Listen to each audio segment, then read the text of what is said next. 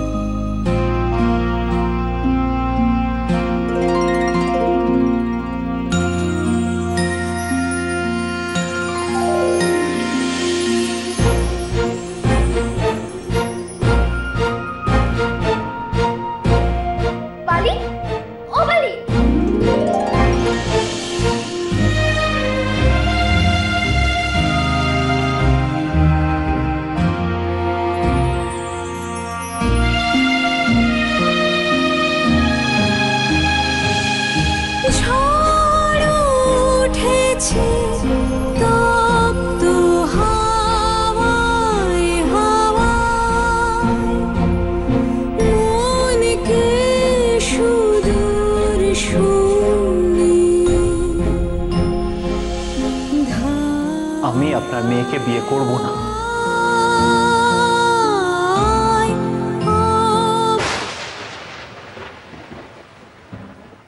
ধনী দুলাল মহেন্দ্রবাবু একদিন আমার সব স্বপ্ন ভেঙে চুরমার করে দিয়েছিলেন।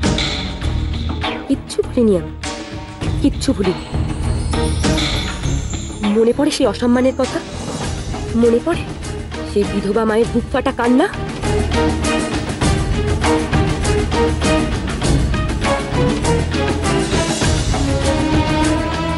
কি মনে করো তুমি নিজেকে?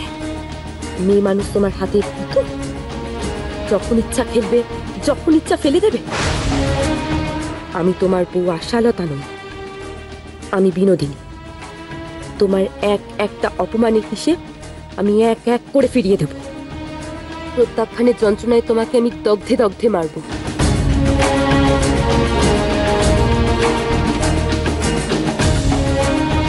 ও বিনু, তুই এখানে? এদিকে কি হয়েছে একবার শোন। গিরিশ এসেছিল তোকে নিতে, কি ওই সম্পত্তির বিক্রি বাট্টার ব্যাপারে তোকে দরকার। আমি যাওয়ার আগে তো বিদেয় হয়েছে, তা শুনলুম এই নিয়ে নাকি অনেক তর্ক বিতর্ক হয়েছে। মহিন তো তাদের ফিরিয়ে দিয়েছে। ভালো হয়েছে বুঝলি, আমি ওখানে না গেলে অনেক জোড়াজুড়ি করত। তা উনি ফিরিয়ে কেন দিলেন মা? না হয় আমি চলেই যেতাম। আজ বাদে কাল যখন ভাসুর ঠাকুর উকিলের চিঠি নিয়ে আসবেন, তখন তো আমায় জোর জবরদস্তি নিয়ে যাবেন। তখন তোমার ছেলের মাথাটাই হেট হবে। উকিলের চিঠি দিলেই হলো? ওরকম উকিল আমাদের ডেট দেখা আছে। ওরা একটা উকিল আনলে আমরা 10টা উকিল দাঁড় করাবো। শোন বিনু, নিজের ইচ্ছের বিরুদ্ধে না কাউকে আটকে রাখা যায় না। ওদের সম্পত্তি দিয়ে দরকার। সম্পত্তি না পেতেই তোকে কেমন নাতি জাটা মেরেছে। আর সম্পত্তি পেলে কি করবে একবার ভেবে দেখেছিস? 2 দিন বাদে বাড়ি থেকে গার্ড ধরে তাড়িয়ে দে। আমার জন্য তোমাদের আত্মীয় কুটুম্বদের মধ্যে অশান্তি হোক, মন কষাকষি হোক, এ আমি চাইলাম। আজ তুমি আমাকে ঠাঁই দিয়েছো, কিন্তু কাল কি হবে মা? আজ যে তুমি ধমক ধমক দিয়ে তোমাদের বাড়িতে লোকজনকে রেখেছো, তারাই বা কেন আমাকে মেনে নেবে? আমি তো তাদের কেউ নই। চুপ করবি না, মুখ পুরি, খবরদার এ কথা মুখেও আনবি। এবারে কি রে, তোমাদের বাড়ি বলে কি? এ তো তোরও বাড়ি। আমি তোকে মেয়ে পাঠিয়েছি, আর এই সংসারে মা মেয়ের সম্পর্কের চেয়ে বড় আর কিছু নেই রে। তাছাড়া এই সংসারে সবার ভিন্ন ভিন্ন মত, সব সকলের মধ্যে আমল দিলে চলে।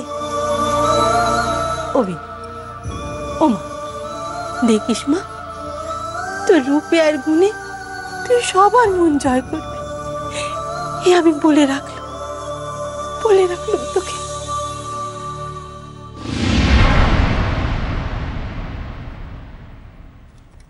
আপনি কোথায় ছিলেন এতক্ষণ? আপনি জানেন এদিকে কি হয়েছে? বালিকে নাকি ওর ভাসুর ঠাকুর নিয়ে যেতে এসেছেন। আচ্ছা, বালি চলে যাবে না তো? বালি ওখানে চলে গেলে যে বড্ড কষ্ট পাবে।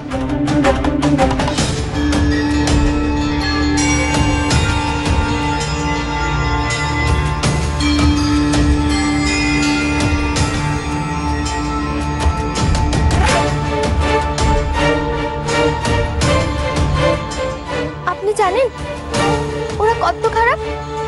স্বামী মারা গেছে বলে বালিকে কত নিন্দে বন্ধ করেছে। এখানে এসে থেকে বালি কত খুশিতে ছিল। আহা গো, বেচারি কপালে কি ভগবান এতটুকু সুখ লেখেননি? ও মা, আপনি যে কেবল ঘরময় ঘুরেই চলেছেন, আর মুখ চোখে কেমন কেমন লাগছে। আপনি এমন অস্থির অস্থির করছেন কেন? আপনার বুঝি শরীর খারাপ করছে?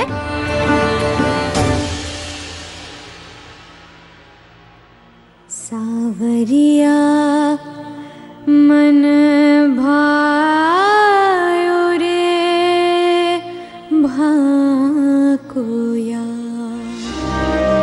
আপনার মেয়েকে আমি একবার দেখলে বশ হয়ে যাব আর বিয়েতে মত দেব। আপনার ধারণা ভুল।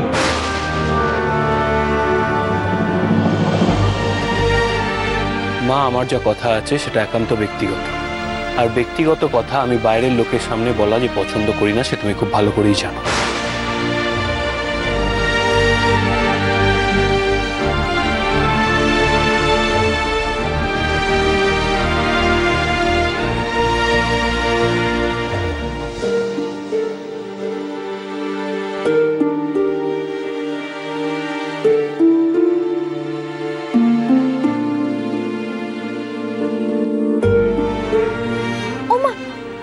আপনি অমন করে বসে পড়লেন কেন?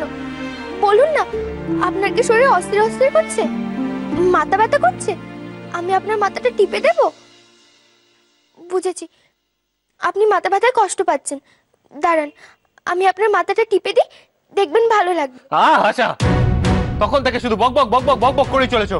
এত বিরক্ত করার কি হয়েছে? যাও এখান থেকে।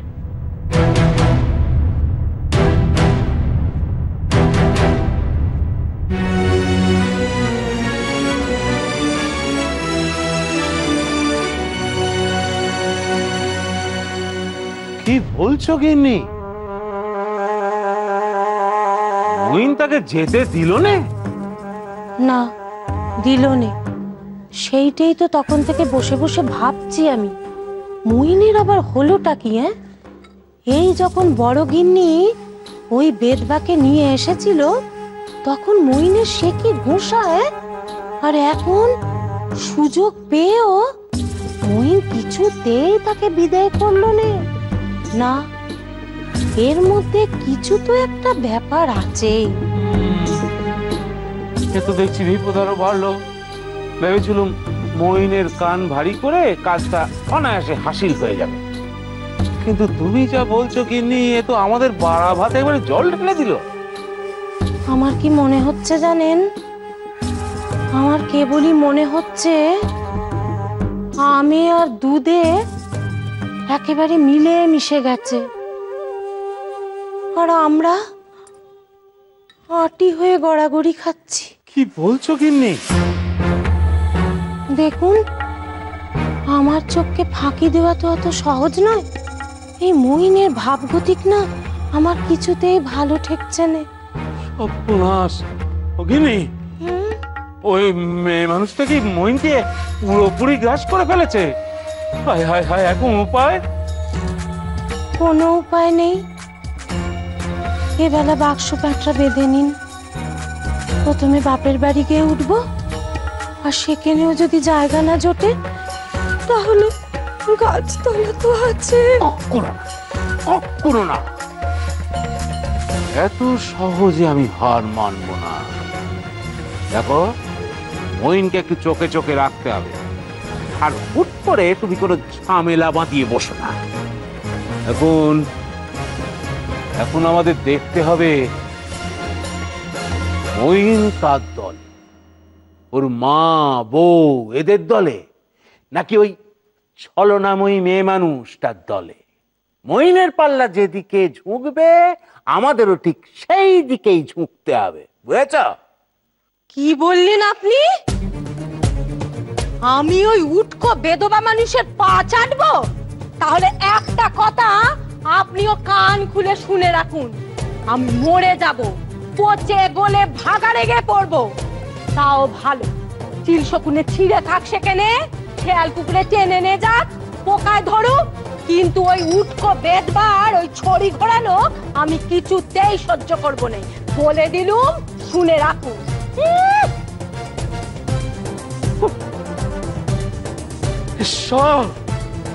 এই মেয়ে মানুষের বুদ্ধিটা না ওই চেহারার মতোই ভোঁতা হয়ে যাচ্ছে। আমি কি করলাম? আমি কি করলাম? কেন তোমার কথার অবাধ্য হলাম মা? কেন তুমি আমাকে জোর করলে না? আজ বিনোদিনীর এই অকাল বৈধব্য, এই দুর্দশা, এইভাবে পরের বাড়িতে আশ্রিতের মতো পড়ে থাকে, সবের জন্য আমি দায়ী, শুধুমাত্র আমি। মহেন্দ্র মুখুজ্জি, তুমি জীবনের অঙ্কে এত বড় ভুল করে ফেললে। ছি ছি ছি ছি, আমার নিজের উপর নিজের ঘেন্না করছে।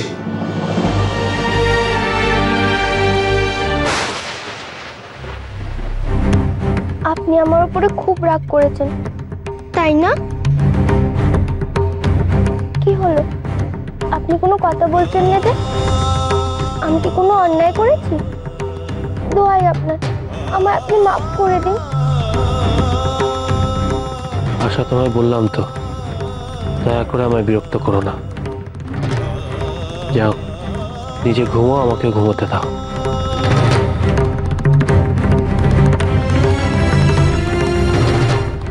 না না না না, এ হতে পারে না। বিনোদিনী, বিনোদিনী, তোমার অপরাধী আমি। তুমি যা শাস্তি দেবে আমি মাথা পেতে নেব।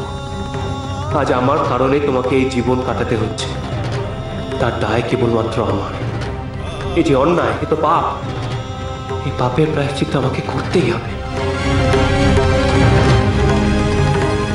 আমি জানি আপনি কেন আমার উপর রাগ করেছেন।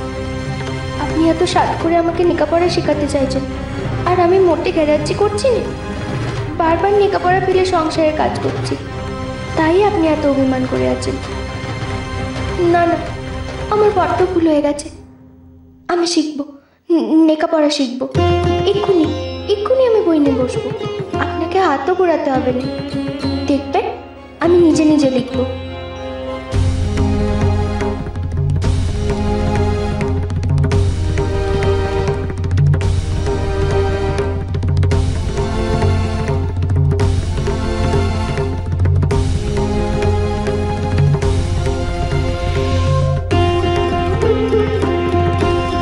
এই একটা টান, এদিক দিয়ে আরেকটা টান, আর এই মাঝখানটা জুড়ে দিবেন।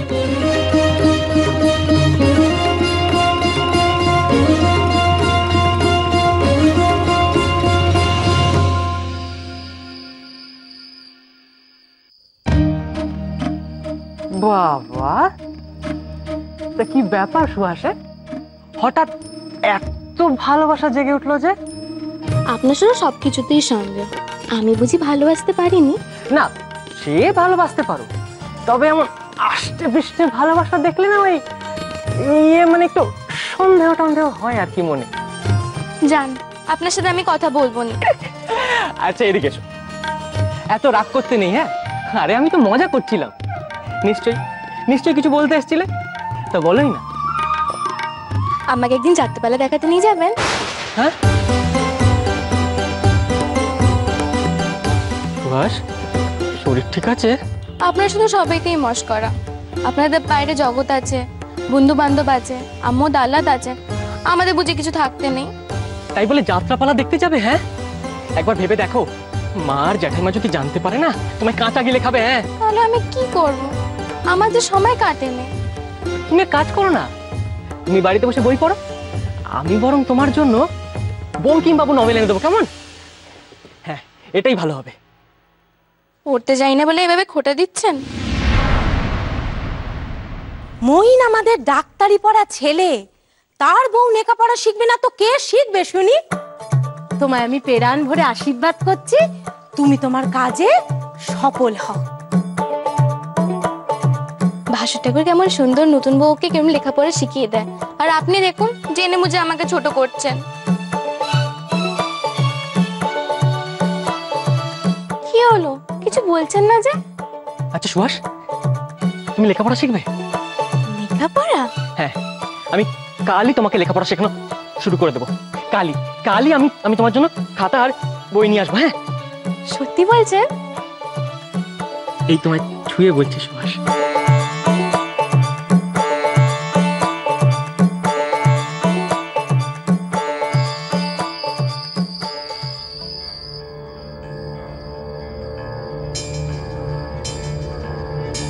কি যে করি চাই, ওনার শুধু চল চল।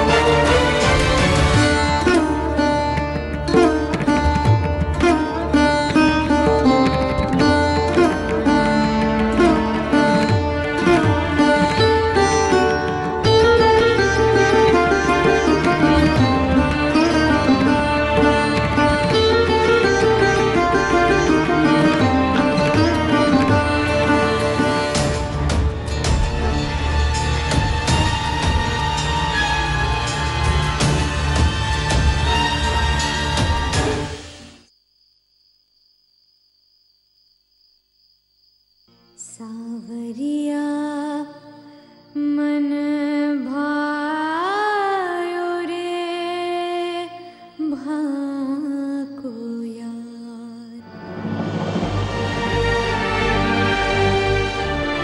ये तो সেই গান।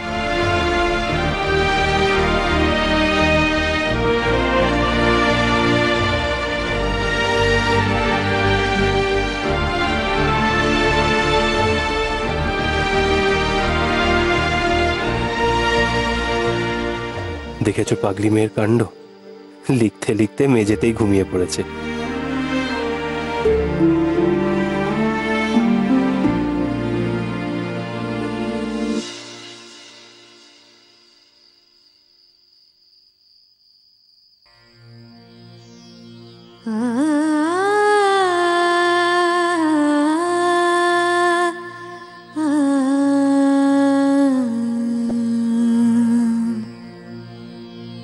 सावरिया मन भायो रे भाको यार। सावरिया मन भायो रे भाको यार। सावरिया सावरिया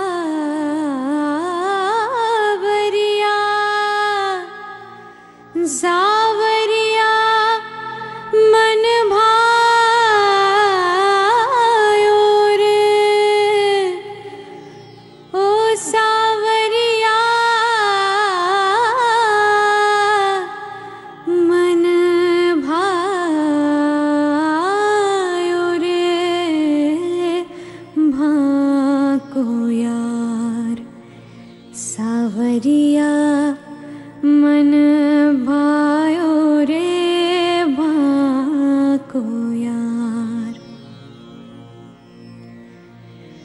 मैं तो जाव न पायो रे, मैं तो जाव न पायो रे